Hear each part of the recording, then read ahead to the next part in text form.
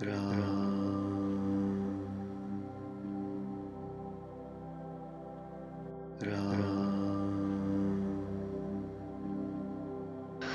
हट करके भक्ति पक्ष पर अड़ा रहा, जिससे महर्षि लोमस ने मुझे शाप दिया।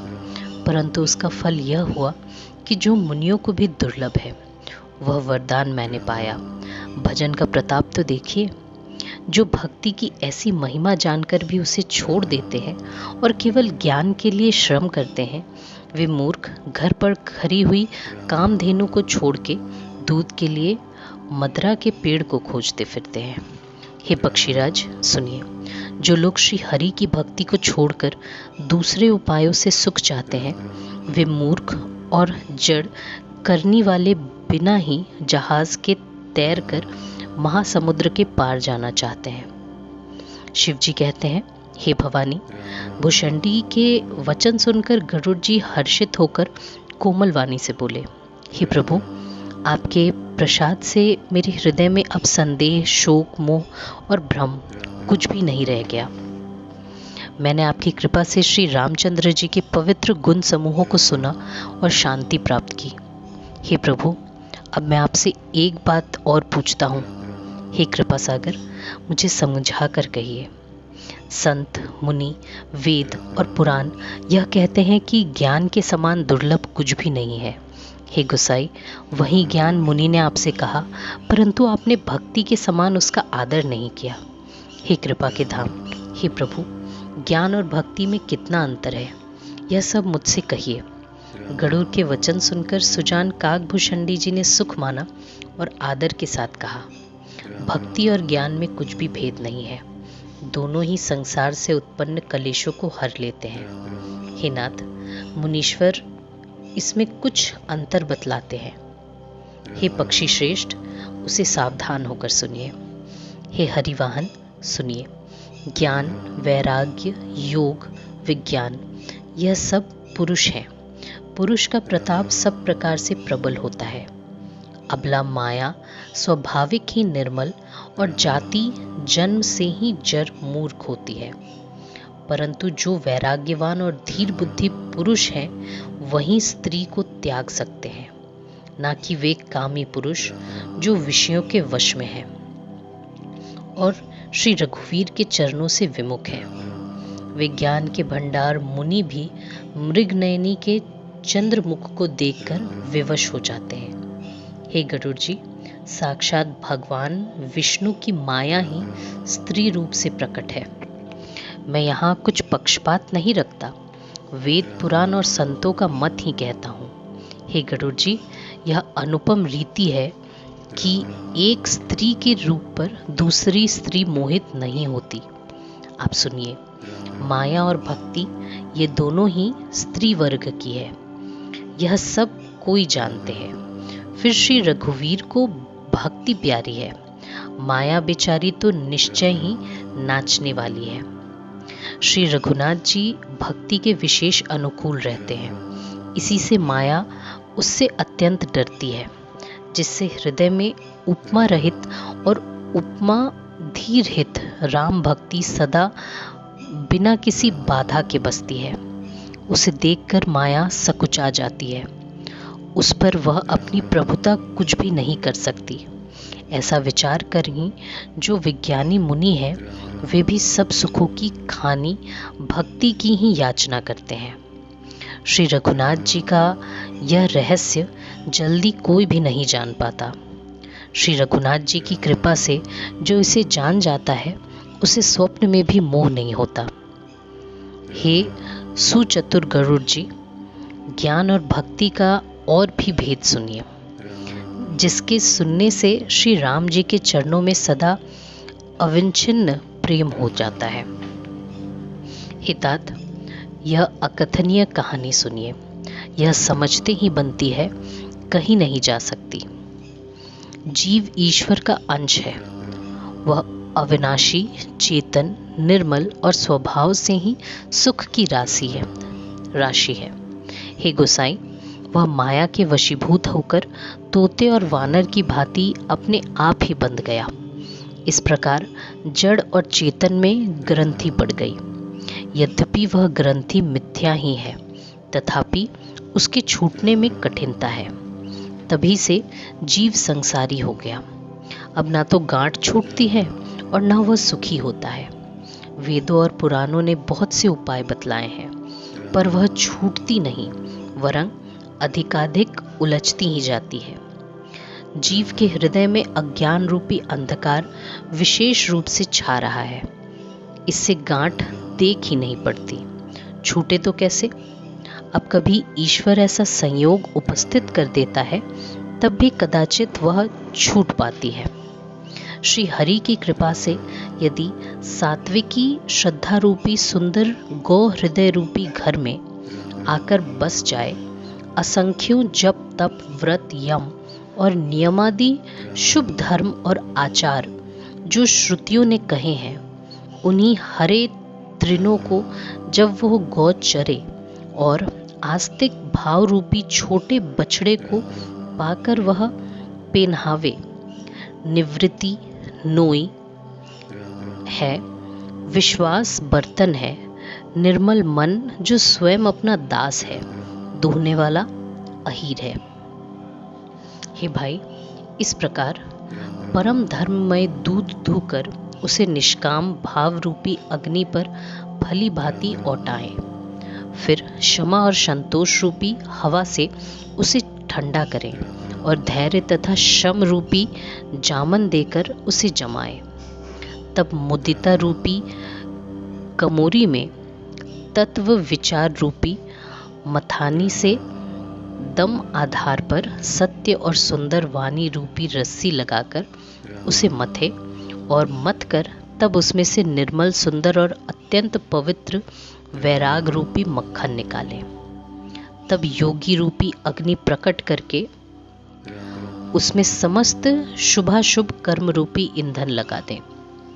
जब ममता रूपी मल जल जाए, तब ज्ञान रूपी घी को बुद्धि से ठंडा करें। तब विज्ञान रूपिणी बुद्धि उस निर्मल घी को पाकर उसे चित्त रूपी दिए को भरकर समता की दीवट बनाकर उस पर उसे दृढ़ता पूर्वक रखे। तीनों अवस्थाएं और तीनों गुण रूपी कपास से तुरीय अवस्था रूपी रुई को निकाल कर और फिर उसे सवार कर उसकी सुंदर कड़ी बत्ती बनाए। इस प्रकार तेज की राशि विज्ञानमय दीपक को जलाएं, जिसके समीप जाते ही मद आदि सब पतंगे जल जाएं। सोह अस्मि, यह जो अखंड वृत्ति है वही परम प्रचंड दीप शिखा है। जब आत्मानुभव के सुख का सुंदर प्रकाश फैलता है, तब संसार के मूल भेद रूपी भ्रम का नाश हो जाता है और महान बलवती अविद्या के परिवार मोह आदि का अपार अंधकार मिट जाता है। तब वही बुद्धि प्रकाश को पाकर हृदय रूपी घर में बैठकर उस जड़ चेतन की गांठ को खोलती है। यदि वह उस गांठ को खोलने पाए, तब यह जीव कृतार्थ हो। परंतु हे पक्षीराज गरुड़ जी, गांठ खोलते हुए जानकर माया फिर अनेकों विघ्न करती है। हे भाई, वह बहुत सी रिद्धि सिद्धियों को भेजती है जो आकर बुद्धि को लोभ दिखाती है, और वे रिद्धि सिद्धियां कल बल और छल करके समीप जाती हैं और आंचल की वायु से उस ज्ञान रूपी दीपक को बुझा देती है। यदि बुद्धि बहुत ही सयानी हुई तो वह उनको अहितकर समझकर उनकी ओर ताकती नहीं। इस प्रकार यदि माया के विघ्नों से बुद्धि को बाधा न हुई तो फिर देवता उपाधि करते हैं। इंद्रियों के द्वारा हृदय रूपी घर के अनेकों झरोखे हैं। वहां वहां देवता थाना किए बैठे हैं। ज्यों ही वे विषय रूपी हवा को आते देखते हैं, त्यों ही हठ पूर्वक किवाड़ खोल देते हैं। ज्यों ही वह तेज हवा हृदय रूपी घर में जाती है, त्यों ही वह विज्ञान रूपी दीपक बुझ जाता है। गांठ भी नहीं छूटी और वह प्रकाश भी मिट गया। विषय रूपी हवा से बुद्धि व्याकुल हो गई। इंद्रियों और उनके देवताओं को ज्ञान नहीं सुहाता, क्योंकि उनकी विषय भोगों में सदा ही प्रीति रहती है, और बुद्धि को भी विषय रूपी हवा ने बावली बना दिया। तब फिर उस ज्ञान दीपक को उसी प्रकार से कौन जलाए?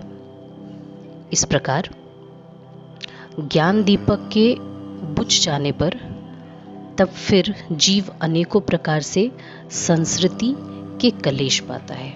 हे पक्षीराज, हरि की माया अत्यंत दुस्तर है, वह सहज में तेरी नहीं जा सकती।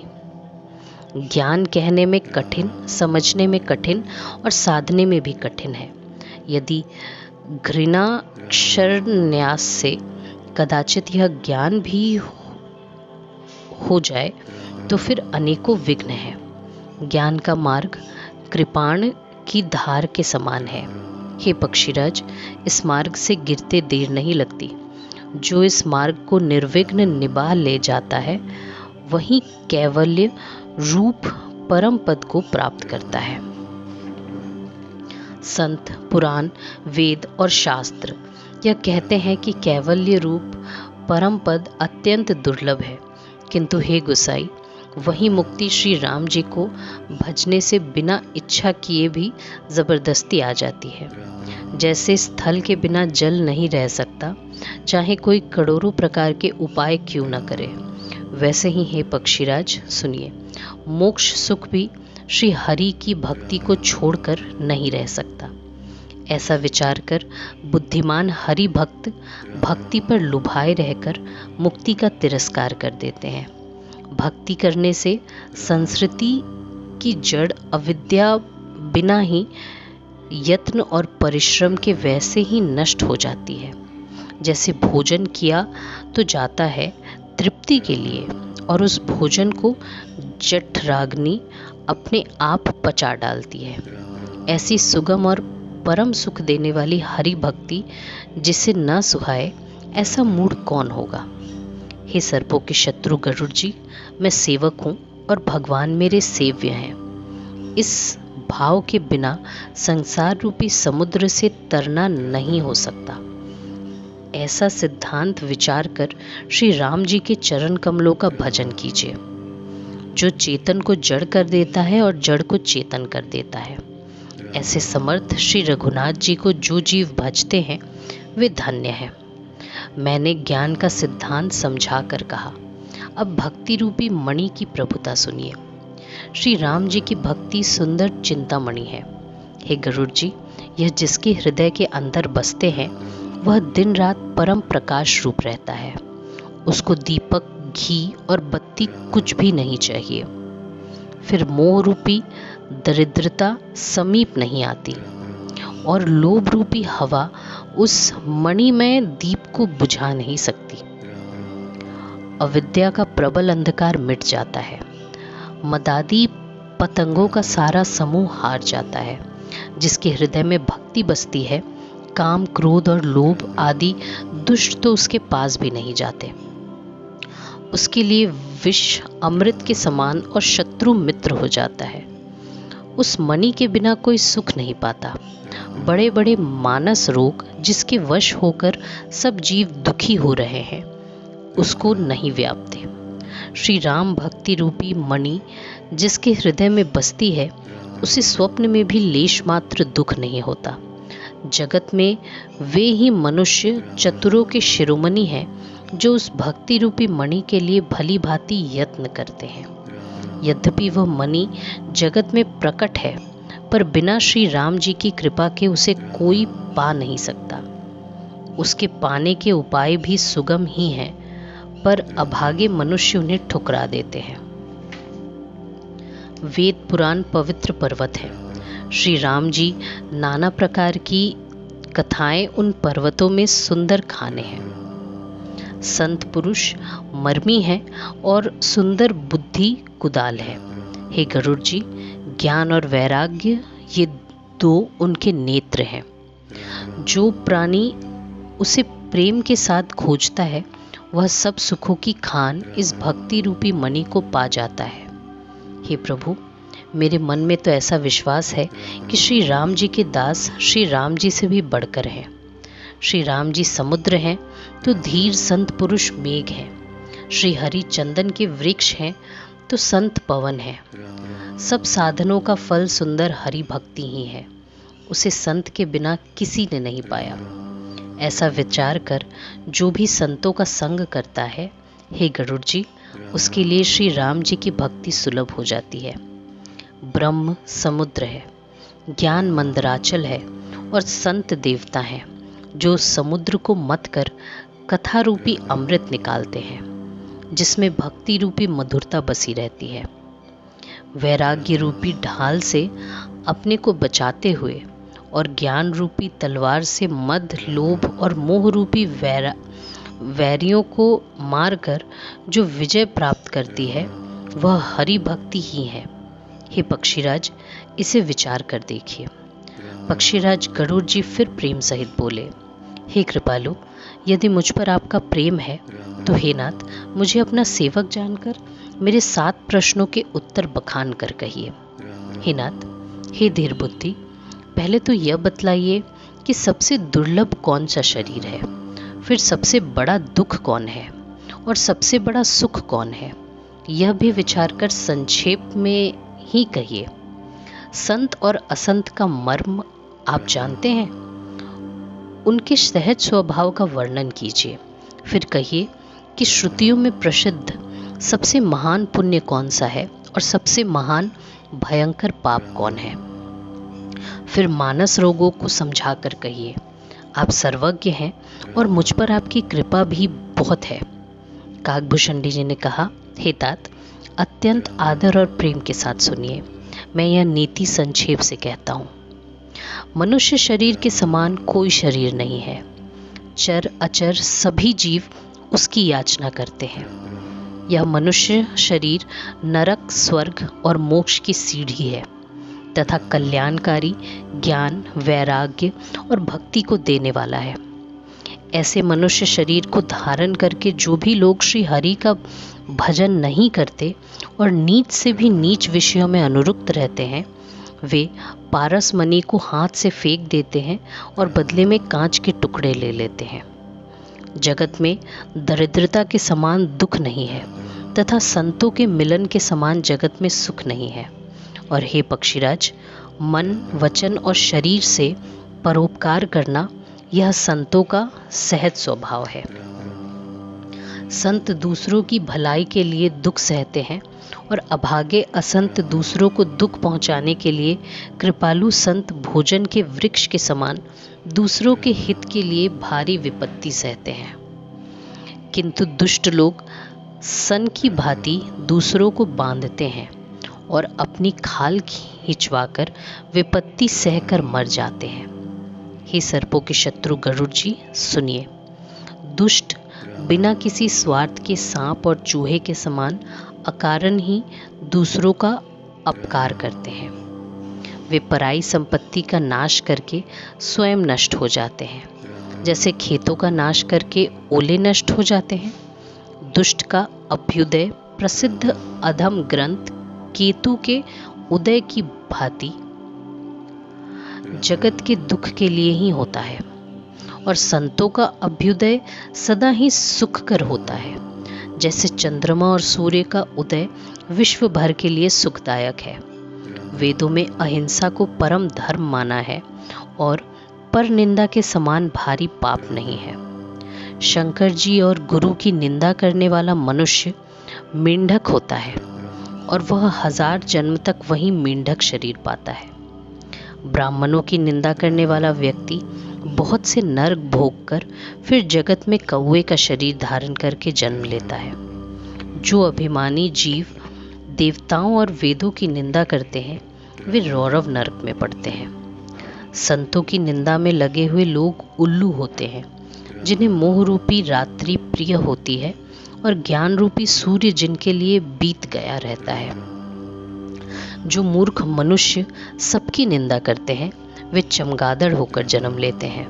हे तात, अब मानस रोग सुनिए, जिनसे सब लोग दुख पाया करते हैं। सब रोगों की जड़ मोह है।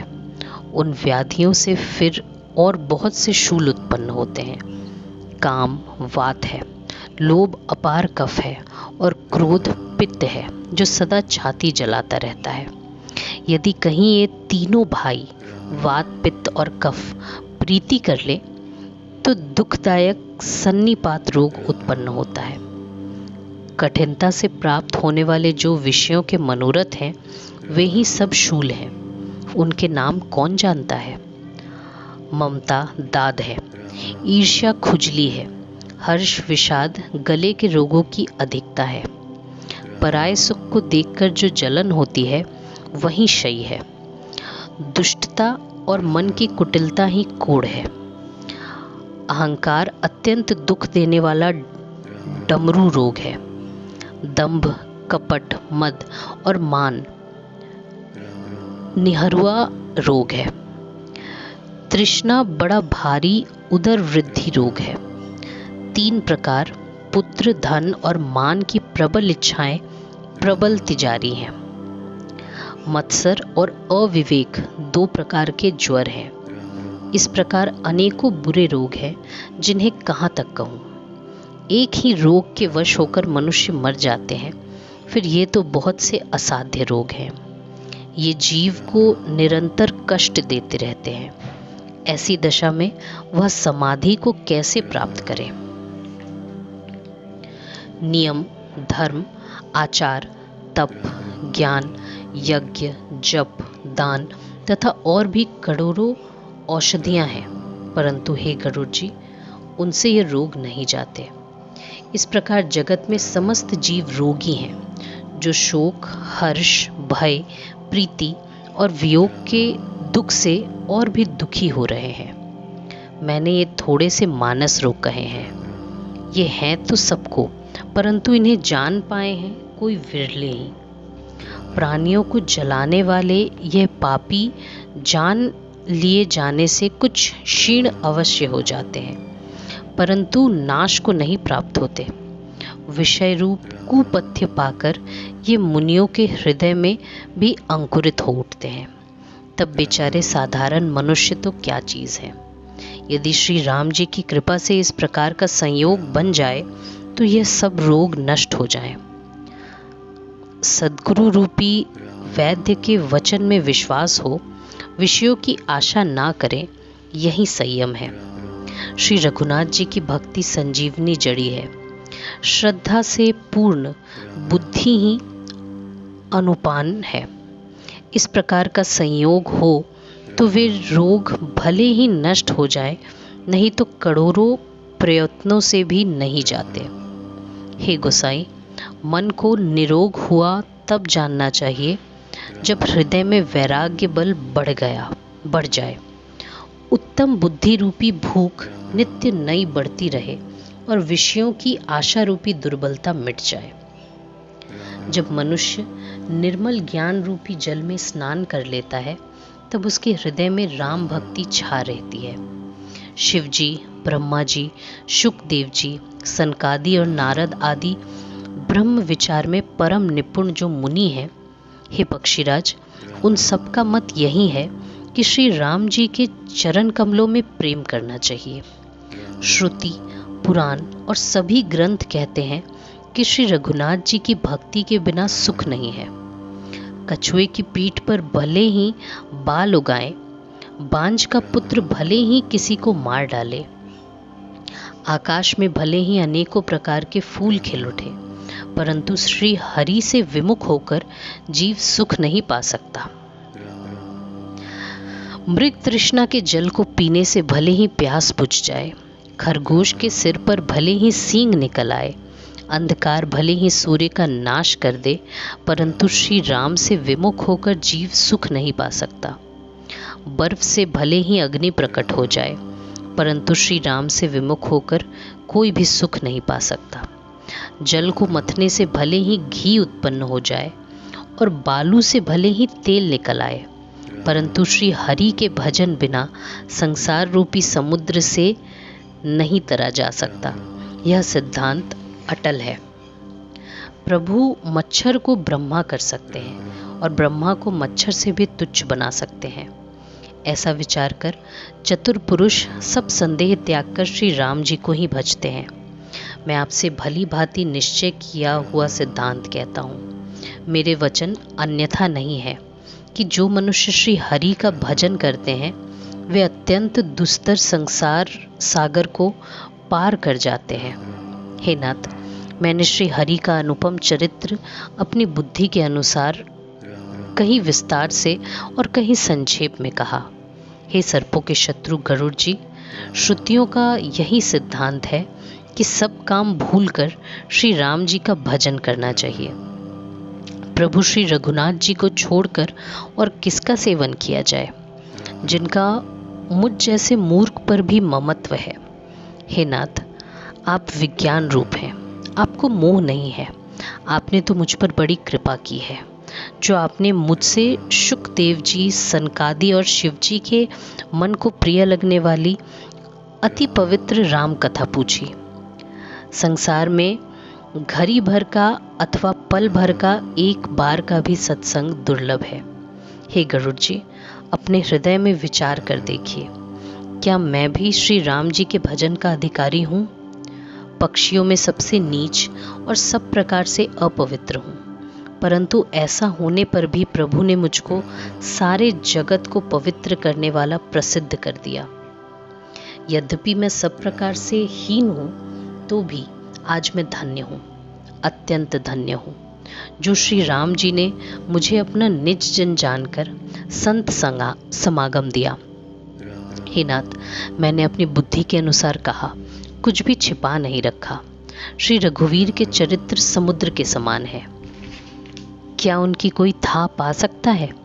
श्री रामचंद्र जी के बहुत से गुण समूहों का स्मरण करके सुजान भुषंडी जी बार बार हर्षित हो रहे हैं, जिनकी महिमा वेदों ने नेति नेति कहकर गाई है, जिनका बल प्रताप और प्रभुत्व अतुलनीय है, जिन श्री रघुनाथ जी के चरण शिव जी और ब्रह्मा जी के द्वारा पूज्य हैं, उनकी मुझ पर कृपा होनी उनकी परम कोमलता है। किसी का ऐसा स्वभाव कहीं न सुनता हूँ न देखता हूँ। अतः हे पक्षीराज गरुड़ जी, मैं श्री रघुनाथ जी के समान किसे गिनूं? साधक, सिद्ध, जीवन मुक्त, उदासीन, कवि, विद्वान, कर्म के ज्ञाता, सन्यासी, योगी, शूरवीर, बड़े तपस्वी, ज्ञानी, धर्मपरायण, पंडित और विज्ञानी, यह कोई भी मेरे स्वामी श्री राम जी का सेवन किए बिना नहीं तर सकते। मैं उन्हीं श्री राम जी को बार बार नमस्कार करता हूँ, जिनकी शरण जाने पर मुझ जैसे पाप राशि भी शुद्ध हो जाते हैं। उन अविनाशी श्री राम जी को मैं नमस्कार करता हूँ, जिनका नाम जन्म मरण रूपी रोग की औषध है और तीनों भयंकर पीड़ाओं, आदि दैविक, आदि भौतिक और आध्यात्मिक दुखों को हरने वाला है। हे कृपालु श्री राम जी, मुझ पर और आप पर सदा प्रसन्न रहें। काकभूषणी जी के मंगलमय वचन सुनकर और श्री राम जी के चरणों में उनका अतिशय प्रेम देखकर स्नेह से भली भांति छूटे हुए गरुड़ जी प्रेम सहित वचन बोले। श्री रघुवीर के भक्ति रस में सनी हुई आपकी वाणी सुनकर मैं कृतकृत्य हो गया। श्री राम जी के चरणों में मेरी नवीन प्रीति हो गई और माया से उत्पन्न सारी विपत्ति चली गई। मोह रूपी समुद्र में डूबते हुए मेरे लिए आप जहाज हुए। हे नाथ, आपने मुझे बहुत प्रकार से सुख दिए। मुझसे इस प्रत्युपकार नहीं हो सकता। मैं तो आपके चरणों की बार बार वंदना ही करता हूँ। आप पूर्ण काम हैं और श्री राम जी के प्रेमी हैं। हे तात, आपके समान कोई बड़भागी नहीं है। संत, वृक्ष, नदी, पर्वत और पृथ्वी, इन सब की क्रिया पराय हित के लिए ही होती है। संतों का हृदय मक्खन के समान होता है, ऐसा कवियों ने कहा है, परंतु उन्होंने कहना नहीं जाना, क्योंकि मक्खन तो अपने को ताप मिलने से पिघलता है और परम पवित्र संत दूसरों के दुख से पिघल जाते हैं। मेरा जीवन और जन्म सफल हो गया। आपकी कृपा से सब संदेह चला गया। मुझे सदा अपना दास ही जानिएगा। शिव जी कहते हैं, हे उमा, पक्षी श्रेष्ठ गरुड़ जी बार बार ऐसा कह रहे हैं। उन काकभूषणी जी के चरणों में प्रेम सहित सिर नवाकर और हृदय में श्री रघुवीर को धारण करके धीर बुद्धि गरुड़ जी तब वैकुंठ को चले गए। हे गिरिजे, संत समागम के समान दूसरा कोई लाभ नहीं है, पर वह श्री हरि की कृपा के बिना नहीं हो सकता, ऐसा वेद और पुराण गाते हैं। मैंने यह परम पवित्र इतिहास कहा, जिसे कानों से सुनते ही भवपाश छूट जाते हैं और शरणागतों को कल्प वृक्ष तथा दया के समूह श्री राम जी के चरण कमलों में प्रेम उत्पन्न होता है। जो कान और मन लगाकर इस कथा को सुनते हैं, उनके मन, वचन और कर्म से उत्पन्न सब पाप नष्ट हो जाते हैं। तीर्थ यात्रा आदि बहुत से साधन, योग, वैराग्य और ज्ञान में निपुणता, अनेकों प्रकार के कर्म, धर्म, व्रत और दान, अनेकों संयम, दम, जप, तप और यज्ञ, प्राणियों पर दया, ब्राह्मण और गुरु की सेवा, विद्या, विनय और विवेक की बड़ाई, जहाँ तक वेदों ने साधन बतलाए हैं, हे भवानी, उन सब का फल श्री हरि की भक्ति ही है। किंतु श्रुतियों में गाई हुई वह श्री रघुनाथ जी की भक्ति श्री राम जी की कृपा से किसी एक ने ही पाई है। किंतु जो मनुष्य विश्वास मानकर यह कथा निरंतर सुनते हैं, वे बिना ही परिश्रम उस मणि दुर्लभ हरि भक्ति को प्राप्त कर लेते हैं। जिसका मन श्री राम जी के चरणों में अनुरक्त है, वही सर्वज्ञ है, वही गुणी है, वही ज्ञानी है, वही पृथ्वी का भूषण, पंडित और दानी है, वही धर्मपरायण है और वही कुल का रक्षक है। जो छल छोड़कर श्री रघुवीर का भजन करता है, वही नीति में निपुण है, वही परम बुद्धिमान है। उसी ने वेदों के सिद्धांत को भली भांति जाना है। वही कवि, वही विद्वान तथा वही रणधीर है। वह देश धन्य है जहाँ श्री गंगा जी है। वह स्त्री धन्य है जो पतिव्रत धर्म का पालन करती है। वह राजा धन्य है जो न्याय करता है, और वह ब्राह्मण धन्य है जो अपने धर्म से नहीं डिगता। वह धन धन्य है जिसकी पहली गति होती है। वही बुद्धि धन्य है और परिपक्व है जो पुण्य में लगी हुई है। वही घड़ी धन्य है जब सत्संग हो, और वही जन्म धन्य है जिसमें ब्राह्मण की अखंड भक्ति हो। धन की 3 गतियाँ होती हैं: दान, भोग और नाश। दान उत्तम है, भोग मध्यम है और नाश नीच गति है। जो पुरुष न देता है न भोगता है, उसके धन की 3री गति होती है। हे उमा, सुनो, वह कुल धन्य है, संसार भर के लिए पूज्य है और परम पवित्र है, जिसमें श्री रघुवीर परायण विनम्र पुरुष उत्पन्न हो। मैंने अपनी बुद्धि के अनुसार यह कथा कही, यद्यपि पहले इसको छिपा कर रखा था।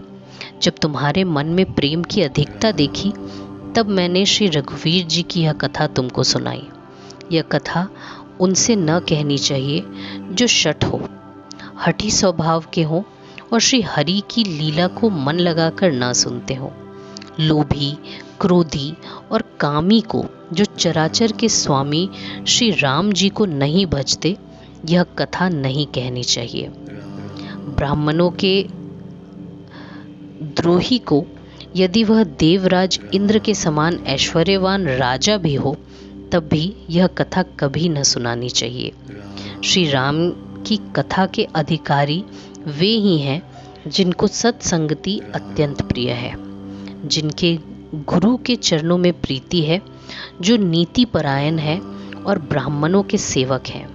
वे ही इसके अधिकारी हैं, और उसको तो यह कथा बहुत ही सुख देने वाली है, जिसको श्री रघुनाथ जी प्राण के समान प्यारे हैं। जो श्री राम जी के चरणों में प्रेम चाहता हो या मोक्ष पद चाहता हो, वह इस कथा रूपी अमृत को प्रेम पूर्वक अपने कान रूपी दानों से पिए। हे गिरिजे, मैंने कलयुग के पापों का नाश करने वाली और मन के मल को दूर करने वाली राम कथा का वर्णन किया। यह राम कथा संस्कृति रूपी रोग के लिए संजीवनी जड़ी है वेद और विद्वान पुरुष ऐसा कहते हैं। इसमें 7 सुंदर सीढ़ियां हैं जो श्री रघुनाथ जी की भक्ति को प्राप्त करने के मार्ग हैं। जिस पर श्री हरि की अत्यंत कृपा होती है वही इस मार्ग पर पैर रखता है। जो कपट छोड़कर यह कथा गाते हैं वे मनुष्य अपनी मनकामना की सिद्धि पा लेते हैं। जो इसे कहते, सुनते और अनुमोदन करते हैं वे संसार रूपी समुद्र को गौ के खुर से बने हुए गड्ढे की भांति पार कर जाते हैं। याज्ञवल्क्य जी कहते हैं, सब कथा सुनकर श्री पार्वती जी के हृदय को बहुत ही प्रिय लगी और वे सुंदर वाणी बोली।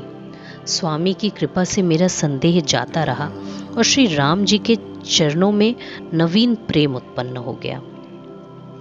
हे विश्वनाथ, आपकी कृपा से अब मैं कृतार्थ हो गई।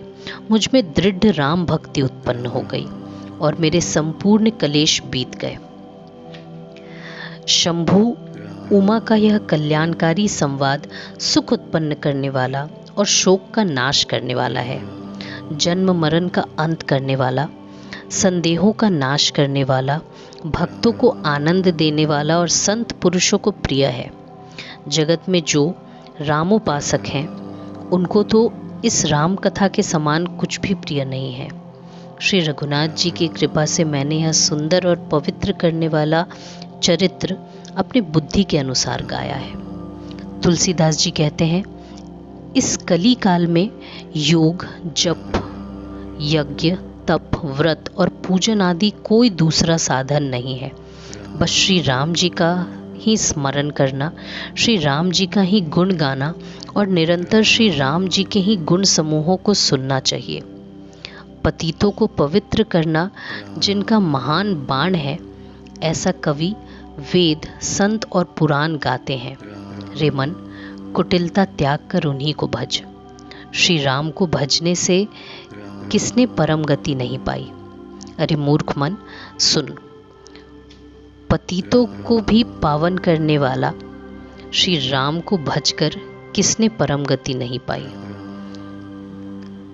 गणिका, अजामिल, व्याध, गिद्ध, गज आदि बहुत से दुष्टों को उन्होंने तार दिया।